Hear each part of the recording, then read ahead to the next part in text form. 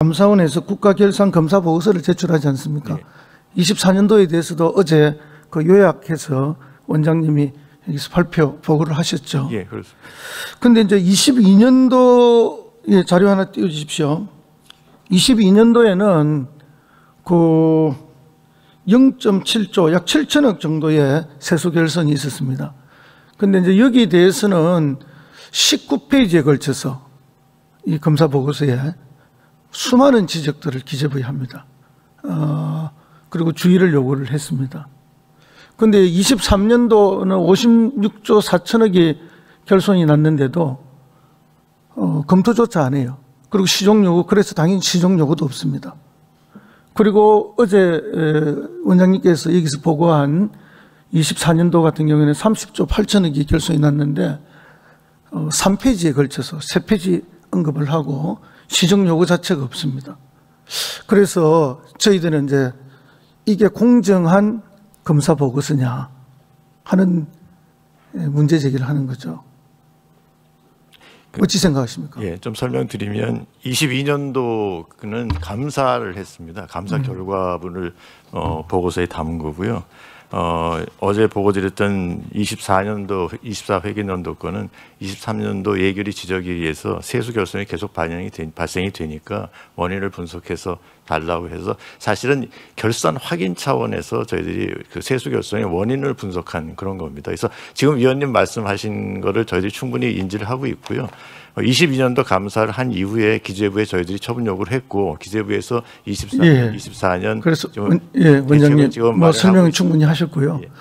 예. 어쨌든 뭐 우리 국민들이 이 표면으로 드러난 이 보고만 들으면은 23년도, 24년도는 상당히 훌륭했다 생각하지 않겠습니까? 그렇지 않습니다. 예. 그리고 22년도는 정말 문제가 있었다 이렇게 판단할 수밖에 없습니다. 그래서 이건 굉장히 편향된 내용이다 이런 판단들을 하고 있고요. 한 가지만 말씀드리면 아니요, 잠시만요. 제가 예. 좀 더 말씀드리겠습니다. 그래서 첫째로 감사 범위와 기준을 누가 어떤 절차로 축소 변경했는지 명확히 해주시면 좋겠고요. 22년, 23년, 24년 적용 기준, 범위, 심사 강도 이 차이를 입증하는 내부 결제 라인과 검토 자료를 오후 회의 전까지 좀 제출해 주시면 좋겠고요. 둘째, 국회는 23년 회계연도 결산심사에서 연례적으로 계속되고 있는 세수 부족 사항에 대해 감사원이 검토 보고할 것을 명확히 요구하며 이를 시정상으로 의결한 바가 있습니다. 그럼에도 감사원은 결산 감사 보고서에서 해당 사안을 단순히 형식적으로 검토하는 데 그쳤다고 지적합니다. 그래서 국회법 제84조 2항은 시정 요구를 받은 기관이 이를 지체 없이 처리하고 그 결과를 국회에 보고할 의무가 있음을 명기하고 있기에 이에 대해서 감사원이 국회 시정 요구를 실질적으로 이행하지 않은 사유와 관계 부처 간 협의 및 조치 경과 등을 명확히 해서 제시해 주시기 바랍니다. 예, 그다음 셋째로 역대급 세수 결손의 핵심을 비켜간 이번 처리로 의도적인 부실 봐주기 방탄 감사라는 의혹이 제기됩니다. 이를 불식시키려면 데이터 감사와 정책 감사를 즉시 병행 착수해야 할 것으로 봅니다. 그렇게 해주시겠습니까? 네, 필요한 자료를 갖고 가서 위원님께 설명드리도록 하고요. 올 하반기에 이 세수 결손에 관련된 감사를 저희들이 준비하고 있습니다. 그래서 저희들 그 감사를 한번 지켜봐 주시면 좋을 것 같다는 말씀드립니다. 예, 그래서 감사원이 얼마나 객관적이고 공정하게 하느냐에 따라서 국민들이 감사원에 대한 신뢰 여부가 매우 달라질 것이라고 봅니다. 그래서 철저한 역할을 해주시길 부탁을 드리고요. 요청한 자료들 다 주시기 바랍니다. 예, 잘 설명드리도록 하고 감사 잘 준비해서 철저히 잘 감사하도록 하겠습니다. 예. 그다음에 R&D 관련해서 좀 말씀을 드리겠는데요. 23년 말 윤석열 정부의 R&D 대폭 삭감에 맞서서 당시 그 공공연구기관 노조들 기관들 엄청나게 많은 성명도 발표하고 이래서는 안 된다는 이야기도 많이 하고 저희들도 함께 기자회견도 많이 했습니다. 그리고 그때 경고했죠.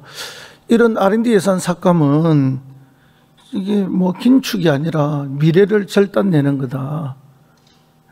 그리고 이 청년 연구자들의 사다리를 완전 걷어차는 것이 아니냐, 그런 이야기도 하고, 또 뭐 흔히 이 신화력마저도 다 까먹어 버렸다, 그런 이야기를 했습니다. 그리고 사실은 그 결과 연구 인력들이 많이 이탈되었고,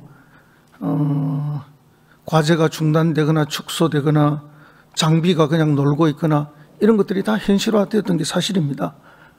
최근에 이제 이번 정부 들어서 내년도 R&D 예산이 35조 이상으로 이렇게 복귀가 됐습니다만 참 다행스럽긴 하고요. 근데 그때 당시 2023년에 5조 2천억 원, 약 16.6%를 삭감했는데 정말 역주행도 이런 역주행이 없었죠.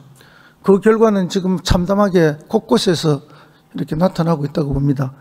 총리님, 그때 그렇게 R&D 예산을 대폭 삭감한 영향이 매우 크지 않습니까? 네, 이번 예결위 심사 과정의 답변에서도 드러났지만 R&D 예산에 그렇게 역전을 한 것이 일반적인 어떤 중단이라는 차원을 넘어서서 바로 중단된 곳에서 다시 시작하기 어려운 측면이 있기 때문에 사실은 대단히 그 파괴적인 결과를 낳았다. 그런 부작용이 올해 지금 현재까지도 지속되고 있다. 이것이 사람과 관련된 일이기 때문에 그 부작용이 현재까지도 심대하다. 이런 이미 그 답변을 많이 드렸습니다.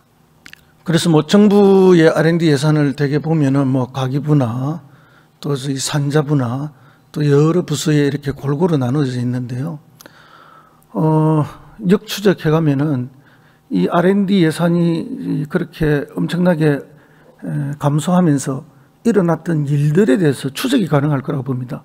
예를 들면 연구 인력의 이탈이 얼마나 있었는지, 그 다음에 장비들의 뭐 이용률이 떨어진 거가 얼마나 됐던지, 그 다음에 과제가 중단되거나 뭐 축소된 게 얼마가 있다든지, 이런 다 이게 계량 가능할 거라고 저는 봅니다. 근데 이런 거에 대한 총체적 데이터를 지금 정부가 가지고 있습니까? 지금 말씀하신 측면에서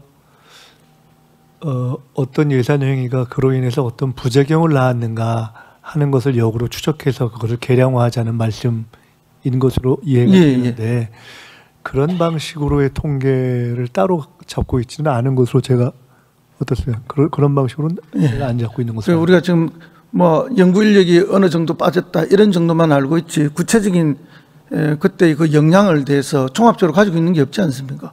네, 그렇습니다. 그래서 저는 오늘 이 자리에서 그렇게 예산이 정말로 그렇게 어처구니 없이 IMF 때조차도 R&D 예산은 줄이지 않았는데 오히려 늘렸는데 그 폐가 지금 그렇게 해서 그 폐가 너무나 크다. 그럼 이 정도의 국가적으로 큰 폐가 있었으면 거기에 대한 종합적인 백서가 만들어져야 된다고 봅니다. 조사와 그 조사를 기록하는 게 필요하다고 봅니다. 전 그거 해야 되지 않겠습니까? 제기해 주신 문제의식을 뭐 충분히 공감하고요.